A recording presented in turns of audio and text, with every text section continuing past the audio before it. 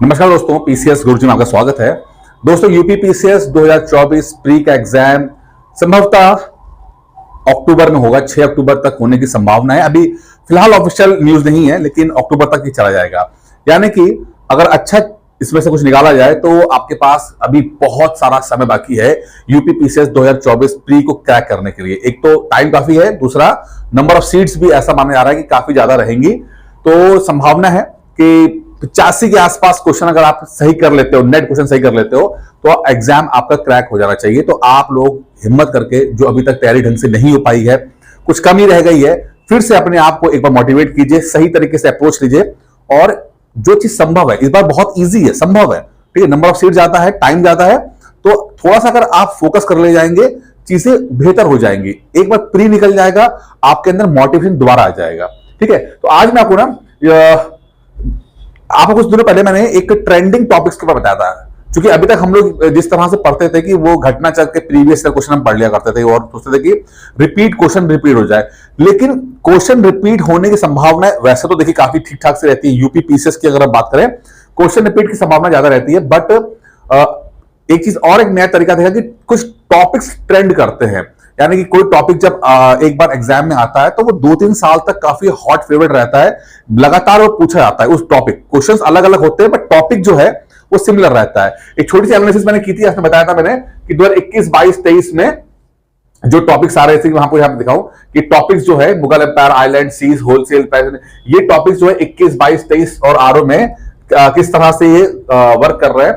तो आज हम जो टॉपिक देखेंगे वो देखेंगे आइलैंड और सी का। आप इसमें देखिए 2021 में वो दो क्वेश्चन आए हैं, 22 में 2 बार क्वेश्चन आ चुके हैं। यानी कि अच्छी खासी संभावना है, ट्रेंड कर रहा है, ट्रेंडिंग टॉपिक है, ट्रेंड कर रहा है, ठीक है। और मैंने आपको बताया कि अगर हम ट्रेंडिंग टॉपिक्स पे ही फोकस कर ले, यानी कि पिछले 2-3 साल के ही क्वेश्चंस को हम टॉपिक्स को ढंग से कर ले, तो लगभग 60-70 क्वेश्चन जो है यहां पर हमने देखा है कि रिपीट होते हुए देखे हैं। तो ठीक ठाक से क्वेश्चन रिपीट होते हैं अगर हम उन टॉपिक्स को समझ लेंगे तो। और सारे क्वेश्चन, मतलब कि चाहे वो पीवाईक्यू हो चाहे नए क्वेश्चंस हो, उन्हें लगा लेते हैं, हमारा संभावना है कि एग्जाम क्रैक हो जाएगा। बजाय इसके कि सिर्फ क्वेश्चन पे फोकस करें, हमें कुछ टॉपिक्स पे फोकस करना चाहिए। और अभी 6 महीने का समय है, थोड़ा सा मेहनत कर लेते हैं, पूरा कॉन्सेप्ट समझ लेते हैं कि अगर मान लो कुछ नया क्वेश्चन भी आता है तो वो भी हो जाए। तो आज हम आइलैंड और सीज के बारे में देखेंगे, ठीक है। आइलैंड्स और सीज के बारे में देखेंगे। ये पहला वीडियो है, पहला है। दूसरा वीडियो आएगा जिसका बाकी क्वेश्चंस को लेंगे। आज हम कुछ मेजर चीजों को देखेंगे, बाद में सेकंड जो बचा कुछ रह जाएगा वो दूसरा वीडियो रहेगा। उसके बाद तीसरा वीडियो इसी टॉपिक पे रहेगा जिसके हम पीवाईक्यू देखेंगे, इंपॉर्टेंट पीवाईक्यू है उसको देख लेंगे। तो ये टॉपिक पूरा कंप्लीट हो जाएगा, ठीक है। सब कुछ आपको यूट्यूब पे मिल जाएगा, इसके लिए चैनल सब्सक्राइब कर लीजिएगा और प्लीज वीडियो लाइक कर लीजिए। आपको यूपी पीसीएस 2024 एग्जाम क्रैक कराने की जिम्मेदारी मेरी है, मैं करा दूंगा आपको मैं, ठीक है। जो लोग क्रैश कोर्स में आते हैं, देखिए अब जो लोग मिस कर गए, जिनके पास कंटेंट कमी है, जिसके पास टेस्ट सीरीज की कमी है, ठीक है, उनके लिए एक सुपर क्रैश कोर्स है। ये बहुत बढ़िया है, जो ट्रेंडिंग टॉपिक्स है उसको फोकस करता हुआ है, साथ में नई चीजें वो भी मिलेंगी, पुरानी चीजें वो भी मिलेंगी इसके अंदर, ठीक है। पूरा 6 महीने का पूरा डिटेल में क्रैश कोर्स है, प्री के लिए है, यूपी पीसीएस 2024 प्री के लिए है। ट्रेंडिंग टॉपिक्स को स्पेशली करेगा और टेस्ट सीरीज भी इसके अंदर रहेगी आपको, ठीक है। फीस 1499 है, 1499 है। इसके लिए आप 9919521555 पे कॉल कर दिएगा या डिस्क्रिप्शन बॉक्स में जाइएगा, वहां पे मैंने नंबर दिया हुआ है, वहां से भी नोट कर सकते हैं, ठीक है। चलिए पहला हम पढ़ते हैं कुछ ये 10 मेजर, थोड़ा स्पीड तेज रहेगी इसलिए थोड़ा 10 लार्जेस्ट आइलैंड्स देखते हैं। आइलैंड मतलब द्वीप, ठीक है, टापू इसे कहते हैं। टापू वाले जैसे कंट्रीज होती हैं जिसके चारों तरफ पानी होती है, उसकी बात कर रहे हैं। 10 लार्जेस्ट आइलैंड्स हैं, वैसे तो और भी हैं, ये 10 है मात्र, लेकिन और छोटे भी हैं, तो छोटे भी एग्जाम से बहुत आते हैं। लेकिन आज हम ये 10 देखेंगे प्लस कुछ थोड़े छोटे भी देखेंगे। 10 पहले देखते हैं कौन कौन से हैं। इसमें देखिए ग्रीनलैंड है आपका, ठीक है, एलिस आइलैंड है आपका, बैफिन आइलैंड है, विक्टोरिया आइलैंड है, ग्रेट ब्रिटेन है, Sumatra, Borneo, Madagascar, New Guinea, Honshu, ये तो रहेंगे। इन सबको हम अभी डिटेल में पढ़ेंगे एक एक करके कि ये किसके आसपास होते हैं और इनसे संबंधित सवाल कौन कौन से बनते हैं एग्जाम्स में, क्या पूछे गए वो भी देख लेंगे और क्या पूछे जा सकते हैं उसको भी देखेंगे हम लोग, ठीक है। चलिए पहले हम लोग, ये तो 10 है, लेकिन अगर आप देखेंगे तो ऐसे बहुत सारे आपको ये आइलैंड्स दिख जाएंगे। तो आप समझ जाइए कि कितनी संभावना है इस टॉपिक में, ठीक है। जो मेजर जो है वो तो है ही है, लेकिन जो कम पॉपुलर है वो भी बहुत ज्यादा इंपॉर्टेंट हो जाते हैं। चलिए पहला स्टार्ट करते हैं ग्रीनलैंड से। ग्रीनलैंड, और जैसे आप देख रहे हैं ग्रीनलैंड ये कंट्री है, ठीक है। जैसा नाम है वैसा काम बिल्कुल नहीं है। ग्रीनलैंड मतलब बर्फ से ढका हुआ लैंड, ठीक है। ग्रीनलैंड का नाम ग्रीनलैंड क्यों पड़ा है? वैसे यहाँ कोई ग्रीनरी नहीं है, कोई पेड़ पौधा नहीं है, यहाँ पर सिर्फ बर्फ ही बर्फ दिखाई देती है। अगर आपने थोड़ा सा हॉलीवुड की मूवी देखी होगी तो कुछ मूवीज में वाइकिंग्स का नाम आता है। वाइकिंग्स जो है ये स्वीडन और फिनलैंड और नॉर्वे का जो इलाका है वहां पर एक प्रजाति हुआ करती, जनजाति हुआ करती थी और बड़े खतरनाक योद्धा किस्म के हुआ करते थे ये लोग। तो पहले इन्होंने अपने इस इलाकों को जीता, उसके बाद जब ये लोग उनको लगा कि हमें और भी आगे जाना चाहिए तो उनके कुछ लोगों ने ट्रेवल किया समुद्र के रास्ते और पहली बार वो यहां पर आए ग्रीनलैंड के अंदर, इस जगह पे आए। और चूंकि इन्हें इंप्रेस करना था अपने लोगों को कि यार वो लोग ज्यादा से ज्यादा इस इलाके में आए, तो उन्होंने अपने इस क्षेत्र को नाम दिया ग्रीनलैंड, कि देख करके हाँ यहाँ हरियाली है, यहाँ पे सब कुछ हरा भरा है। क्योंकि खुद वो बहुत ठंडे इलाके से आ रहे थे, ये भी बहुत ठंडा इलाका था। ठंडा इलाका मतलब कुछ भी नहीं मिलता है, कुछ खाने को नहीं है, कुछ पीने को नहीं है, शिकार करो उसको खा जाओ। लेकिन जो ग्रीनरी जहां पर होती है उसको लेकर जाता है, एक फैसिनेशन रहता है कि हाँ भाई यहाँ पर पानी की अवेलेबिलिटी रहेगी, खाने की अवेलेबिलिटी रहेगी, ठीक है। तो लोग इंप्रेस हो जाए तो उन्होंने इस इलाके का नाम दे दिया ग्रीनलैंड, लेकिन ग्रीनरी कुछ नहीं है यहाँ पर, ठीक है। उसके बाद ये लोग यहां से मूव करके जाते हैं सो कॉल्ड कनाडा और अमेरिका जाते हैं। लेकिन ये थोड़ा सा यहाँ पे डिस्प्यूटेड हो गया था मामला, कुछ इसके इतिहास का है। शुरुआत मतलब कि जो था 11वीं 12वीं सदी के आसपास के टाइम पर ये वाइकिंग्स जो थे वो अमेरिका भी गए थे, लेकिन अमेरिका की खोज का जो क्रेडिट है वो कोलंबस को आता है, ठीक है। तो उसको मिलता है, लेकिन कोलंबस से 400-500 साल पहले ही ये वाइकिंग्स वहां पहुंच गए थे, लेकिन इतिहास में फिलहाल इनका नाम इस मैटर में दर्ज नहीं है। फिलहाल ग्रीनलैंड देखते हैं। ग्रीनलैंड जो कि बर्फ से ढका हुआ है, हाल फिलहाल में इसके ऊपर डेनमार्क का कंट्रोल है। किसका कंट्रोल है? डेनमार्क का। तो एक सवाल बनता है आपको कि ग्रीनलैंड के ऊपर किसका कंट्रोल है? डेनमार्क का, ठीक है। पॉलिटिकल कंट्रोल डेनमार्क का, कई बार सवाल पूछा जा चुका है, ठीक है। अच्छा, इसकी राजधानी जो है वो नूक है, NUK नूक है। सिर्फ इस नूक के आसपास ही थोड़ा सा पॉपुलेशन है, बाकी ग्रीनलैंड पूरा सा एम्प्टी है, खाली रहता है। आजकल थोड़ा सा चाइना का इसमें इंटरेस्ट ज्यादा जाग गया है और वो उसको लगता है कि यहाँ पर जो है मिनरल्स हो सकते हैं, यहाँ पर जो है पेट्रोलियम गैस वगैरह हो सकता है, तो थोड़ा सा यहाँ पे एक्टिविटी बढ़ गई है, ठीक है। तो ये सबसे बड़ा जो लैंड है ग्रीनलैंड है। उसके आगे देखिए, ये आर्टिक ओशन, एक तरफ आर्टिक ओशन है, दूसरी तरफ अटलांटिक ओशन है, ठीक है। दो बड़े ओशन है। आर्टिक मतलब कि अगर हम पृथ्वी का ये देखें तो ये हिस्सा जो है ये आर्टिक ओशन में आता है, और उसके बाद ग्रीनलैंड आपका यहाँ पर, और फिर ये आपका जो है अटलांटिक ओशन है, प्रशांत आपका जो है अटलांटिक ओशन, ठीक है। चलिए आगे देखते हैं। न्यू गिनी जो है, अगर आप देखें कि हमारा जो ईस्ट एशिया है, पूर्व एशिया है, इंडिया यहां पर है। इसके आगे देखते हैं तो यहां पर आप फिलीपींस देखते हैं, यहां पर आप इंडोनेशिया देखते हैं, अब नीचे आप ऑस्ट्रेलिया देख रहे हैं, ठीक है। तो इंडोनेशिया के बगल में एक आता है आपका न्यू गिनी। यहाँ पे न्यू गिनी, ये पापा न्यू गिनी है। ये जो इलाका है आपका बड़ा फेमस इलाका है, ये नीचे साउथ में ऑस्ट्रेलिया है। लेकिन अगर आप इसको और क्लोजली देखें, इस फोटो को खासकर क्लोजली देखें, 3-4 चीजें आपको यहां पर मिल जाएंगी। पापा न्यू गिनी तो है ही यहाँ पर, ठीक है, आपको दिख गया। इंडोनेशिया के बगल में कंट्री दिख गया आपको, ठीक है।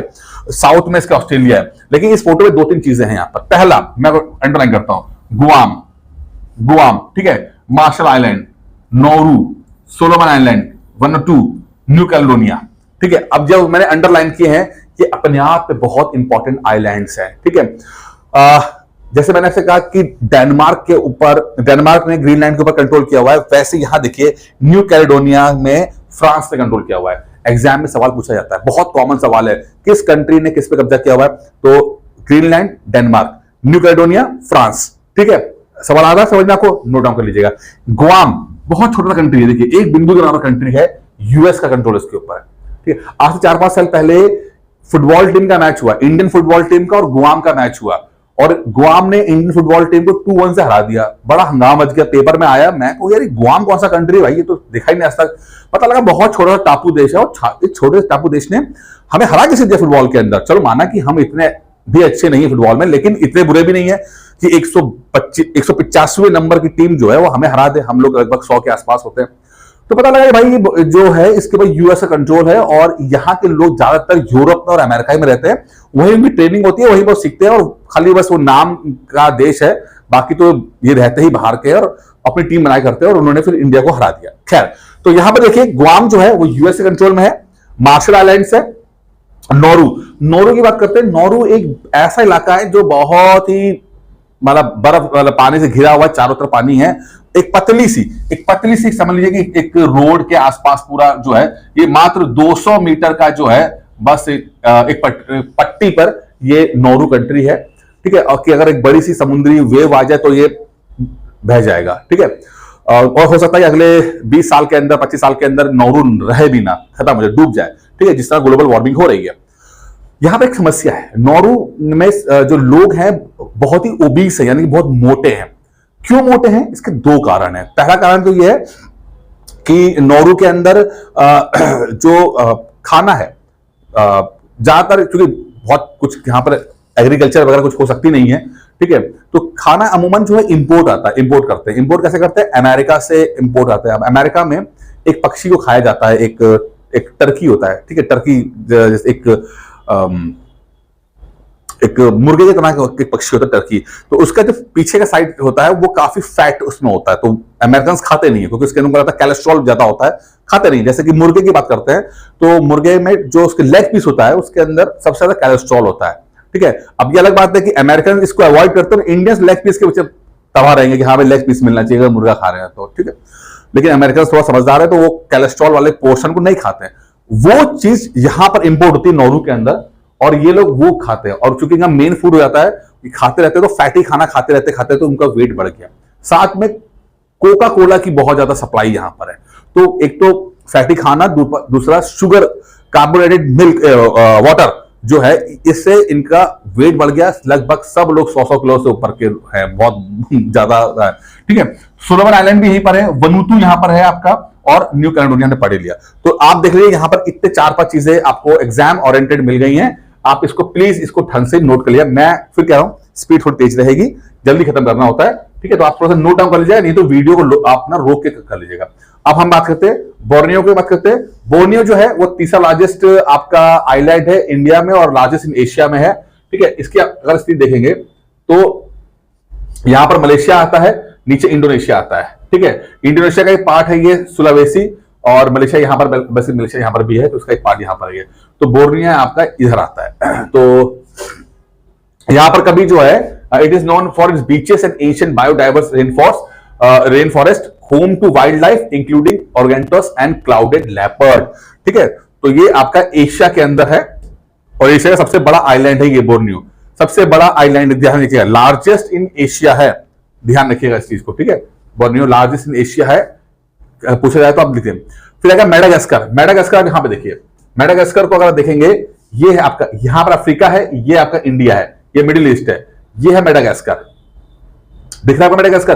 तो अफ्रीका से अलग हो गया है, तो यहां पर जो बायोडाइवर्सिटी है बिल्कुल अलग है, क्योंकि बिल्कुल कनेक्टेड नहीं है किसी से भी। तो यहां का अपने पेड़ पौधे हैं, यहाँ के अपने जानवर भी है मेडागास्कर का, ठीक है। एक हॉलीवुड की मूवी बनी थी मेडागास्कर, बड़ी एनिमेशन मूवी है, बहुत अच्छी मूवी है, ठीक है, मेडागास्कर के। तो ये तो हमने देख लिया, एक बड़ा आइलैंड है, अफ्रीका के पास आइलैंड है, ये भी समझ में आ गया हम लोगों को। लेकिन अगर उस फोटो को आप बहुत क्लोजली देखेंगे तो 2-3 चीजें और आपको समझ में आएंगी, कुछ आपको और भी दिखाई देंगे। सेशल्स आपको यहां दिखाई देगा, सेशल्स दिखाई देगा, ये भी एक आइलैंड है, ठीक है। फिर आपको दिखाई देगा मॉरिशियस, ठीक है, ये तो यहां तो इंडियन बसे हुए हैं, ये तो मतलब एक सारे भारतीय वहीं पर है, वहां का प्रधानमंत्री भारतीय है, ठीक है। फिर आपको रीयूनियन दिखाई देगा, आपको दिख रहा है आपको। फिर आपको यहां पर एक दिखेगा यूनियन ऑफ कोमोरोस दिखाई देगा, ठीक है, ये दिखाई देगा। अब जितने मैंने गोले गोले किए हुए ये सब बहुत इंपॉर्टेंट है, ना सिर्फ प्री के पॉइंट ऑफ व्यू से बल्कि आपका मेंस के लिए पॉइंट ऑफ व्यू से। अब इंडिया चाहता है कि इंडियन ओशन में उसकी बादशाहत रहे, इंडियन ओशन को कंट्रोल कर ले, ठीक है।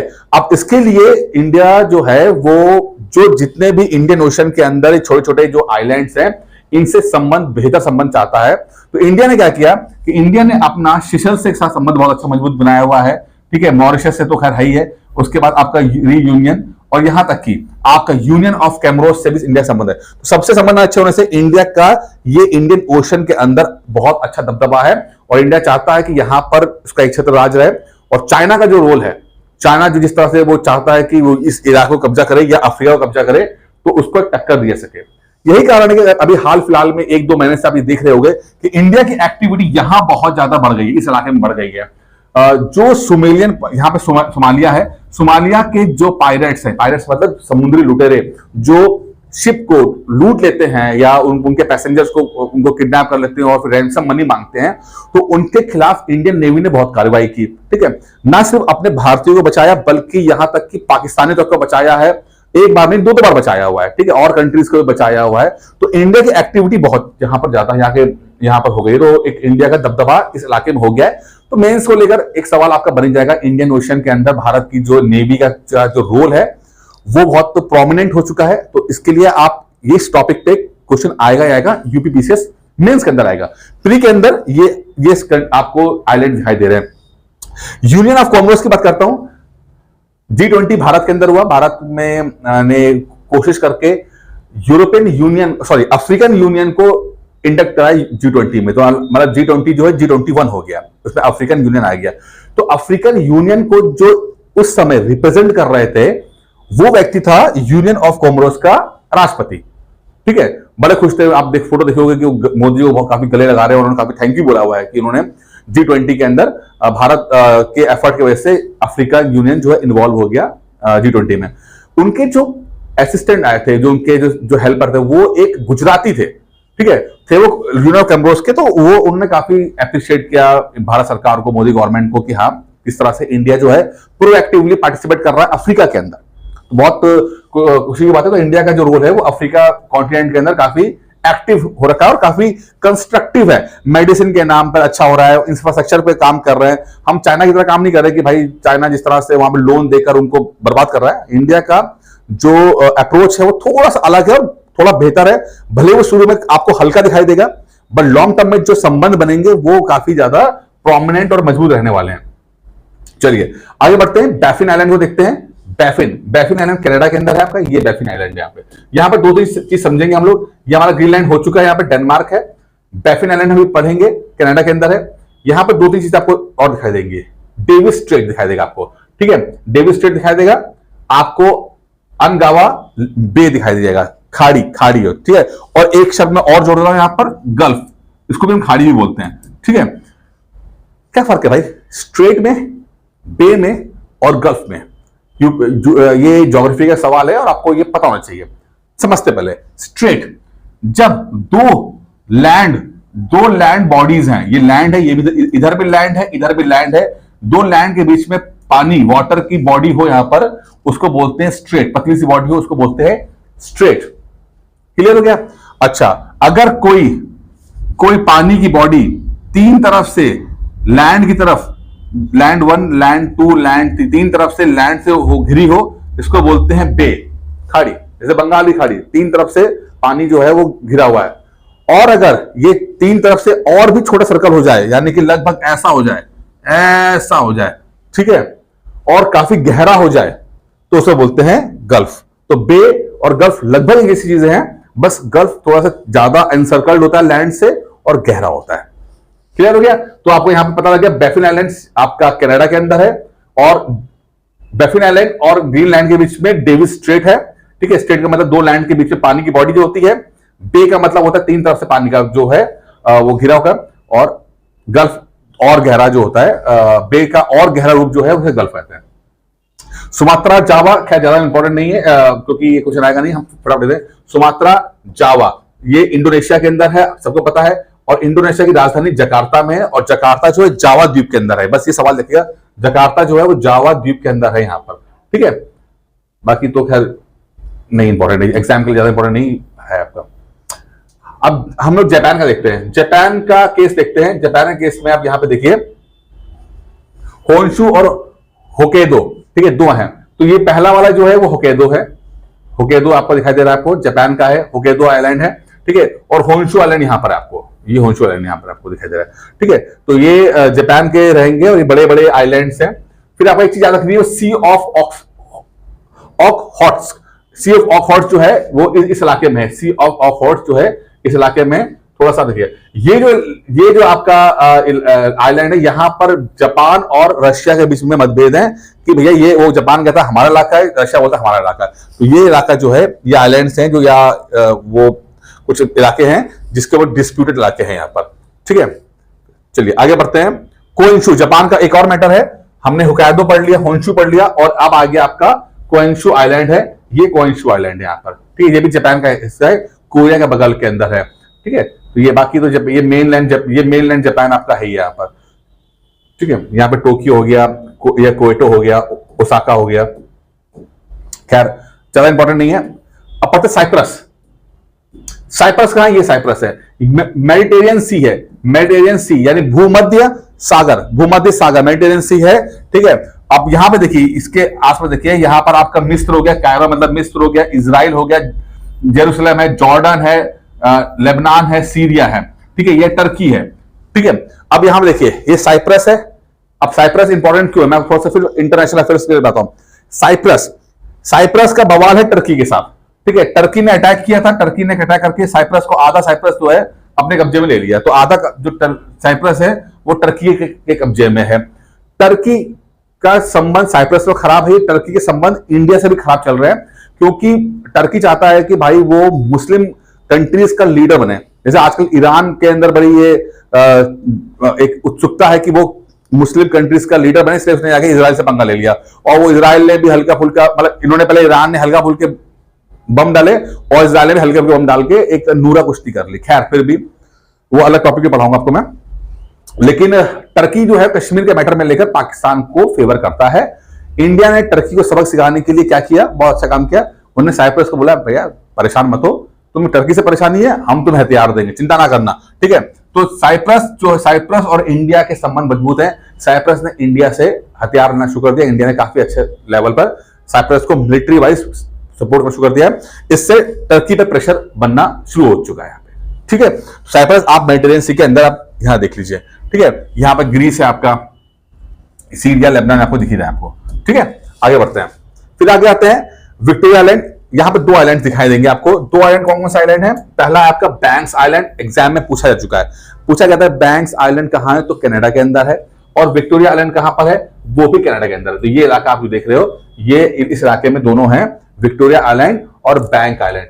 बहुत इंपॉर्टेंट है, ये दोनों क्वेश्चन एग्जाम में पूछे जा चुके हैं। विक्टोरिया आइलैंड और बैंक आइलैंड किस कंट्री के अंदर है, तो वो है आपके कनाडा के अंदर है, ठीक है। आगे बढ़ते हैं, इलिस मेरे जो है, ये भी आपका जो है कनाडा के अंदर है। तो यहां पर देखिए, ग्रीनलैंड है, बैफिन बे है, बे मतलब खाड़ी, पता ही आपको। हडसन बे है, ये भी एग्जाम के अंदर पूछा चुका है, हडसन बे, बैफिन बे, हडसन बे कनाडा के अंदर है। और इसी के आपको यहाँ पर एलिस मेरे आइलैंड भी है, और ये ब्यूफोर्ट सी इस तरफ आता है आपको, ठीक है। तो थोड़ा सा ये तीनों चीजों को लोकेशन आप मेमोरी में कर लो, क्योंकि दो आता है आपका बैफिन बे, हडसन बे, ब्यूफोर्ट सी, ये तीनों एग्जाम में आ चुका है। एलिस मेरे आइलैंड, ये वो एलिस मेरे आइलैंड कहते हैं, ठीक है। आगे चलते हैं, आपका सुलावेसी का मतलब क्या है, इंडोनेशिया का ही आइलैंड है ये। किसका आइलैंड है? इंडोनेशिया का। सुलावेसी एक इंडोनेशियन आइलैंड है ये, ठीक है। तो इंडोनेशिया का पता सुमात्रा है, जावा है, यहीं पर जकार्ता भी था आपका, बाली हो गया, और इसका ही एक इलाका है सुलावेसी, ठीक है। तो उसका ही इलाका है ये। और क्या है, कॉम्प्रेसेस सेवरल लॉन्ग पेनिसुला। पेनिसुला का मतलब क्या होता है? प्रायद्वीप। पेनिसुला क्या मतलब होता है? ज्योग्राफी का एक टर्म और आ गया है। प्रायद्वीप का मतलब क्या होता है? जैसे कि इंडिया की बात करते हैं, तो इंडिया की साउथ का जो इंडिया है, वो 3 जगह से पानी से घिरा हुआ है। ये आपका अरेबियन सी, इंडियन ओशन और बे ऑफ बंगाल। जो अगर कोई जमीन का टुकड़ा 3 जगह से पानी से घिरा हो, तो इसको बोलते हैं पेनिसुला, ठीक है। तो यहां पर जो बात कर रहा है पेनिसुला की, तो आप ये देखिए कि 3 जगह से पानी से घिरे हुए, तो इसको इलाके को पेनिसुला बोलते हैं यहां पे, ठीक है। और यहां पर एक चीज और, it is known for the coral reefs and dive sites such as Bunaken National Park, the Togean Island और वकादोदी नेशनल पार्क। स्वासी the land is one of the 4 greater Sunda Island. Sunda Island के बारे में पूछा चुका है, ठीक है। तो इंडोनेशिया के पास ही सुंडा आइलैंड है यहां पर, ठीक है, ठीक है। चलिए, अब यहां पे 2 आइलैंड्स की बात करेंगे, साउथ आइलैंड की और नॉर्थ आइलैंड की। साउथ आइलैंड और नॉर्थ आइलैंड सिंपल से याद रखिएगा, साउथ आइलैंड और नॉर्थ आइलैंड दोनों न्यूजीलैंड के अंदर है, ठीक है। कहां है? ये साउथ आइलैंड है, ठीक है। और इसके बाद जो दूसरा वाला है वो नॉर्थ आइलैंड है। दोनों के दोनों जो है वो न्यूजीलैंड के अंदर है। यहां पे एक खासियत देखिए, एक जो समझाने वाला, तस्मान सी, क्योंकि यहां पर आपका है ऑस्ट्रेलिया, ठीक है। तो इसके साउथ में ही आपका यहां पे ऑस्ट्रेलिया हो जाएगा, और इसके साउथ में आपका ये तस्मान सी आता है और न्यूजीलैंड। तो तस्मान सी जो है वो ऑस्ट्रेलिया और न्यूजीलैंड को डिवाइड करता है, ठीक है। एक और चीज आपको याद रखने वाली है यहां पर, इसमें नहीं है। अच्छा, आगे वाले में है, जैसे यहां पे देखिए, ठीक है, ये आपका नॉर्थ आइलैंड है। यहां पे एक चीज आपको याद रखने वाली बात है, कुक, आप ये देख रहे हैं, एक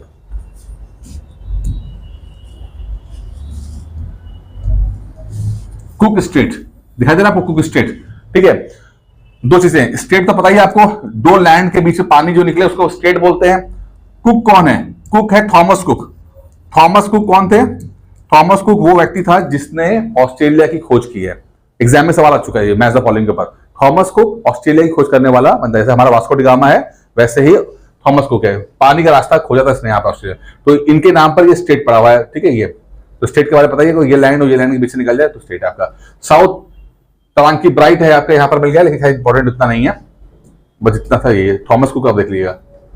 क्यूबा, क्यूबा की बात करते हैं, ये यहाँ पर क्यूबा, ठीक है। अब ये क्यूबा है, अमेरिका के पास में है, क्यूबा यहाँ पर है, ठीक है। हवाना आइलैंड है यहाँ पे, ठीक है। अब देखिए ध्यान रखिएगा, एक हेती भी है यहाँ पर एक कैरेबियन सी है, जमैका है। देखिए अगर जो क्रिकेट जानते हैं, वेस्ट इंडीज का नाम सुना होगा, वेस्ट इंडीज को हम बोलते हैं कैरेबियन आइलैंड्स बोलते हैं। तो कैरेबियन आइलैंड्स के अंदर, इस इलाके के अंदर जो भी आइलैंड्स हैं, इन सब का एक टीम मिलती है। वेस्ट इंडीज कोई कंट्री नहीं है, लेकिन वेस्ट इंडीज एक ग्रुप ऑफ आइलैंड्स है, यानी अलग अलग आइलैंड्स हैं। जमैका हो गया, सेंट किट्स हो गया, ठीक है। तो ऐसे अलग अलग आइलैंड्स की मिलाकर एक टीम बनती है, जिसको वेस्ट इंडीज के रूप में हम जानते हैं, क्रिकेट के रूप में। लेकिन अगर हम ओलंपिक की बात करते हैं, तो ओलंपिक में सभी ये आइलैंड्स अलग अलग रिप्रेजेंट करते हैं।